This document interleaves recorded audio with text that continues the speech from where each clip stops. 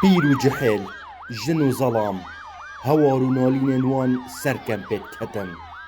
Demê gihiştina Tarmê dû ji gencên êzidî di nava kempa xankeyê awaran da li Duhokê. Demê karî da li gel kompanyeka Tirkî ya bînasazî li Bexda kar dikir. Asansûra avahî li qatê çardê diqetiyet û dikevît. Sê gencên êzidî ku xelkê Şingalê ne giyanê xwe ji dest dan. Hesen Elî temen 18 sal û Naîf Xidir 24 sal û Dawit Mirat 17 sal. Bû peydakirina debara jiyana malbatên xwe qesda Bexda kirbû. Ev şoğulkarê me bû. Min dil nekir şe Bexdayê. Gotim gozê şima Bexdayê hevalê xwe re. Min goja Xwedê tevjam kir tu naçî.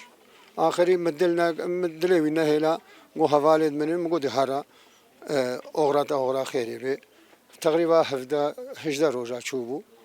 شغلكاري أنا وعلي نقارة بالشغل براي ويمازن بشتاوي تيشاوشي نقارة أمش مرة شوف الشغل أم سراي دارو شوية مصعناوي قدمو أم نزان شبيهات يم نمتشتاكي جيزان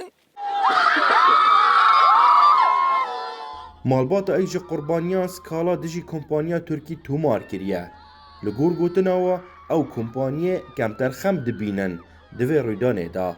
سكالا ما تومال بابي يشكي موجوده بابي وانشد موجودين سكالا خو مشان دينا سر شريكي وقلي خو مشان دينا وجماعات هامو تدخل بو يجدودا نابيان ترميد ماشي بدنا ما طب العدل البغدادي اجبر روتينيه حكومتي بو خود السبب بلنغازي فقيري وفنا سالة 10 سالة هون زانا موارين الفيديو تشتري نبو ما داخوازي الدنيا همو كي هيا بنيت شي حقيفان بحقيفان مسجد في ومالات شن في الدنيا هم كافا مالات هم كا تقصير نقر رب العالمين هم كا بستني Ew du gencên Tarmên wan înanet nava kempa Xankê da 2014 aware bûyne Duhokê.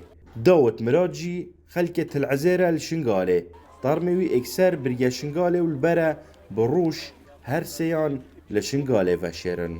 بۆ زانینە ئەگەرێ درست یê vê rûdanê li jinek ji lay bergiriya şaristaniya Bexda hatiye pêkînan bû diyarkirina egerê vê rûdanê. Malbatên van gencan jî dixwazin di vê lêkolînê da. Bergiriya şaristaniya Bexda mafê zarokên wan berze neket. Hûn Reşîd, Roda û Kempa Xankê.